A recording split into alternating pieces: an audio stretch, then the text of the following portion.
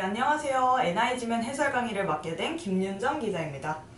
네, 오늘은요, 해리포터 초판본이 무려 3,800만 원에 팔렸다는 얘기의 기사입니다. 네, 이 해리포터 초판본은요, 1번 문제에 대한 답인데, 맨 처음에는 500부만 인쇄됐다고 합니다. 이 초판본이라는 건 가장 먼저 찍혀져 나온 책이라는 거예요. 한 번에 가장 먼저 찍혀져 나온 책은 500부였다고 합니다. 근데 이 책이 잘 되니까 한 번 더 찍자, 세 번 더 찍자, 이렇게 되는 거죠. 맨 처음에는 500부만 인쇄됐는데 이 출판사가 책을 출간할 때 뭐 확신이 안 서는 거예요. 이 책은 뭐 무명의 작가가 쓴 거고, 그리고 뭐 잘 될지도 모르겠고, 이런 생각이, 재밌는지도 모르겠고, 이런 생각이 들어서 500부만 인쇄됐고, 그 심지어 300권은 도서관이나 학교로 보내졌다 합니다. 네. 이 500권이 다 팔릴 거라는 생각조차 못했던 거죠. 그리고 개인이 소장한 책은 그럼 몇 권이에요? 200권이겠죠. 그래서 200명의 사람들만 이 책을, 이 초판본을 갖고 있다는 겁니다. 그런데요, 여러분들, 당연히 어떤 물건이 희귀하고 그 공급이 적고 그것을 원하는 사람들, 수요가 더 많으면요, 그 가치는 오를 수밖에 없어요.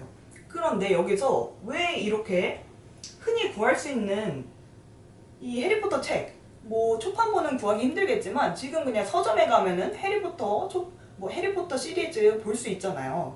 내용도 거의 다르지 않단 말이에요. 근데 흔하게 구할 수 있는데 이 초판본을 사람들이 왜 그렇게 원하느냐, 이거를 설명할 때 이 내러티브 경제학의 개념으로 설명할 수 있다고 합니다.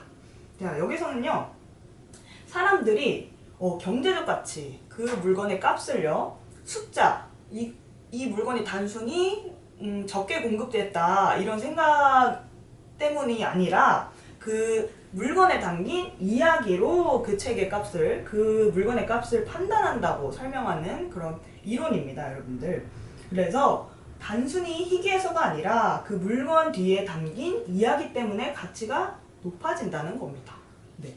그래서 이 책을 봤을 때 그 이야기가 떠오른다는 거예요. 이 책에는 어떤 한 작가의 스토리가 담겨 있어. 사람들이 이렇게 생각을 하는 거죠.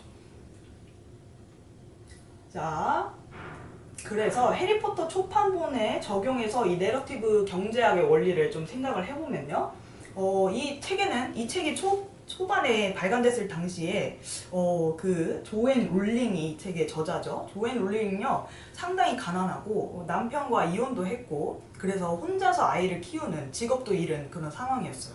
그래서 내가 하고 싶은 걸 하자, 이렇게 생각을 해서 카페에 매일 유모차를 끌고 갔다고 합니다. 그래서 옆에 유모차를 냅두고, 아이가 타고 있는 유모차를 냅두고 막 이렇게 글을 쓰기 시작한 거죠. 그리고 그 글을 쓰고 이거 복사본을 여러 출판사에다 이렇게 줬어야 했는데, 그 당시에는요, 그 복사기도 없어서 자기가 직접 그 여러 권의 책을 다시 찾다고 합니다. 네. 그래서 여러 출판사에 이 책의 발간을 요청했는데 여러 출판사가 모두 다 거절을 했대요. 조앤 롤링이 어떤 사람인지도 모르고 인기 있는 작가도 아니고 이 책이 재밌는지도 잘 모르겠고, 이런 생각이 들었던 거죠. 그래서 마침내 한 출판사가 이 책을 발간하기로 했는데 500부만 인쇄됐다고 아까 말씀드렸죠. 그런데 엄청나게 인기가 많아진 거예요. 지금은 거의 전 세계에서 가장 많이 팔린, 성경 다음으로 가장 많이 팔린 소설책이라고 불릴 정도입니다. 네. 그러니까 하루아침에 조앤 롤링은 가난한 사람에서 대스타가 된 거죠. 여기에서 사람들은 이 책의 가치를 생각을 하는 거예요. 어려웠던 작가가 그 역경을 이겨내고 마법 같은 성공 신화를 이뤄냈다, 이런 이야기가 담겨 있다고 생각을 해서 초판본이 인기가 많아지게 된 겁니다. 자, 그러면요, 여러분들, 내러티브 경제학 개념을 다른 사례에 적용해 볼 수 있을 것 같아요. 네. 그래서 여러분들이 생각하실 수 있는데요. 저 같은 경우에는 마이클 조던이 실제로 신었던 농구화를 꼽아봤어요. 그냥 농구화랑 똑같은데, 일반 사람들이 그 농구화에 담겨있는 이야기를 모르는 사람들이 보기에는 그냥 똑같은 신발이죠.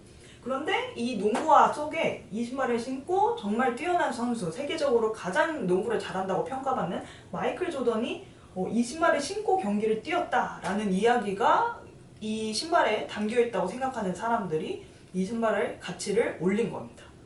네. 그리고 아폴로 11호 우주선의 부품도 그냥 쇳덩어리일 뿐입니다. 그런데 인류가 가장 처음으로 달을 갔을 때에 그 사용한 장비라는 이야기가 붙으면 가치가 계속 뛰는 거죠. 자, 그리고 레오나르도 다빈치의 메모장도 종이 한 장일 뿐입니다. 자, 그런데 위대한 천재의 손에서 나온 기록이라는 스토리가 더해지면서 수백 원에 팔렸다고 하죠. 네. 그래서 이야기가 그 값에 그 물건의 값을 결정한다 이런 게 내러티브 경제학 이론이었습니다. 네, 여기서 사면 NIG면 해설 강의를 마치도록 하겠습니다. 감사합니다.